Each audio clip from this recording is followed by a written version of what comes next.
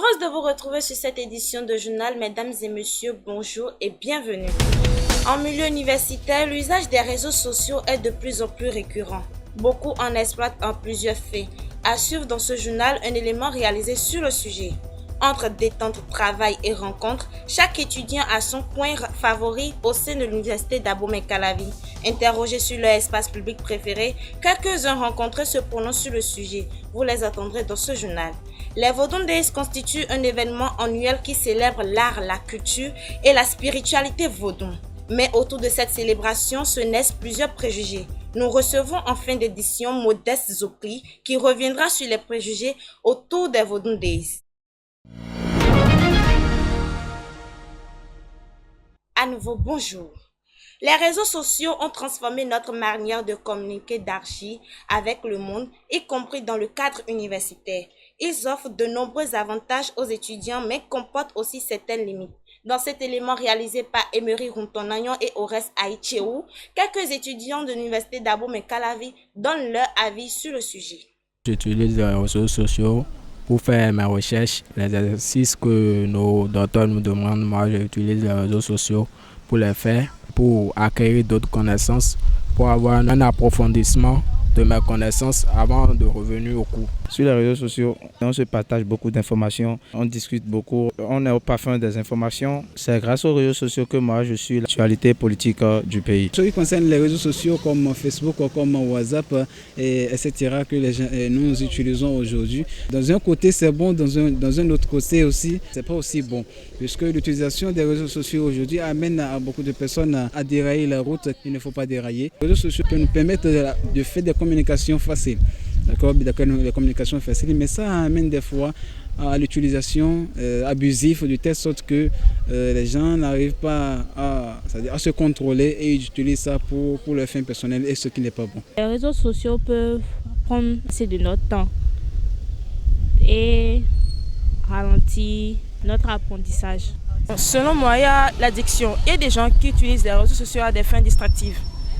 Donc, au lieu de se focaliser sur l'essentiel, ils se focalisent sur des divertissements inutiles.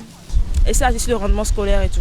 Le dynamisme et le rayonnement d'un campus reposent sur l'expérience de vie quotidienne par ses usagers, qu'ils soient chercheurs, étudiants, habitants ou salariés. L'université d'Abomey-Calavi regorge en son sein des espaces publics accessibles à tous et facilement appréciables par tous les usagers. Quelques étudiants rencontrés à l'université d'Abomey-Calavi donnent ici leurs préférences. Ils sont au micro de Anne-Marie Aïe et Ores Aïcheou.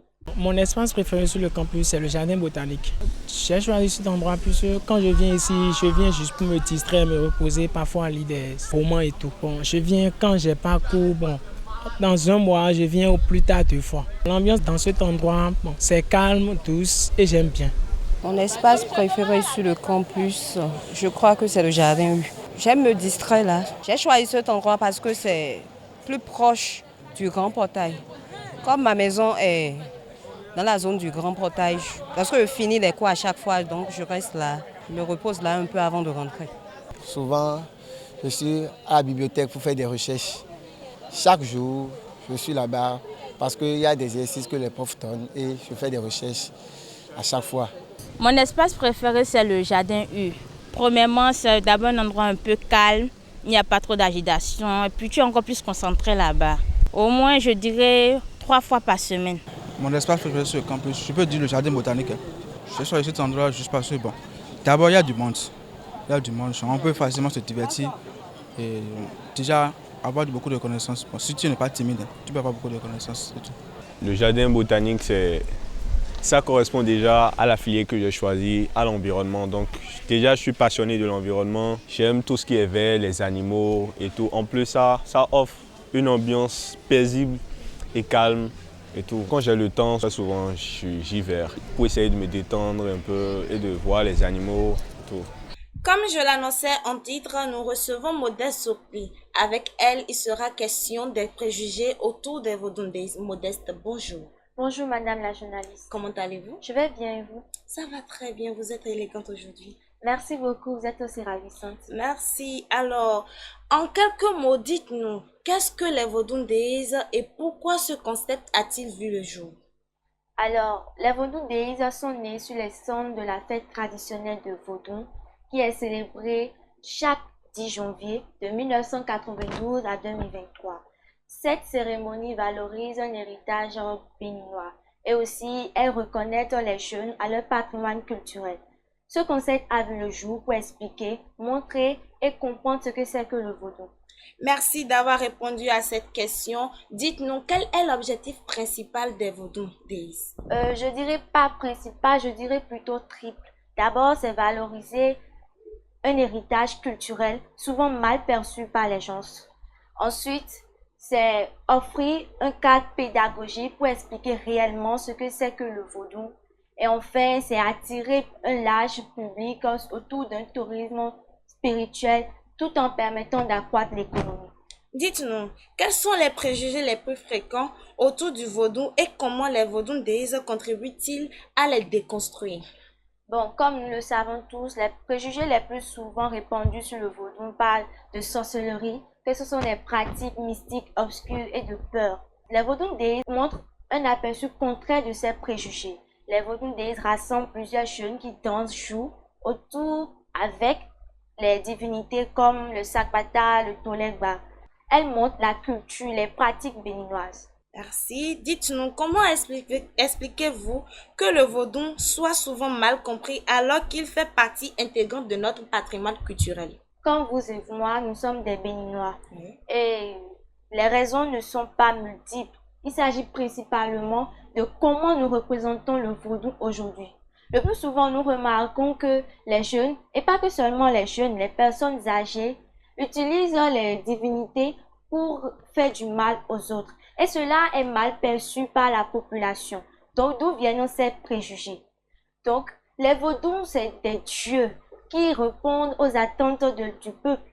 Donc, nous devons noter une grande différence entre le vaudouisme et le christianisme. Le vaudou, il est visible, mais le Dieu des populations chrétiennes, c'est invisible. Être chrétien, musulman, n'empêche pas d'aller au festival de Vodou Days, puisque y aller ne signifie pas adorer. Et d'ailleurs, vous êtes d'accord avec moi que si nous devons adorer le vaudou au festival, nous n'allons pas inviter d'autres régions à venir célébrer. Non. Il n'y aura que des régions qui adorent le vaudou qui participeront à ce festival. Alors, participer au festival ne veut pas dire que nous adorons le vaudou. Donc, participer, c'est juste comprendre, apprendre les réels, les vaudous, les divinités que regorge le peuple béninois. Et pour finir cette édition, dites-nous comment les Vodou Days participent-ils à changer le regard international sur le vaudou? D'abord, quand on dit les Vodou Days, c'est pour dire que c'est sur plusieurs jours. 3 jours, le 8, 9 et le 10 janvier.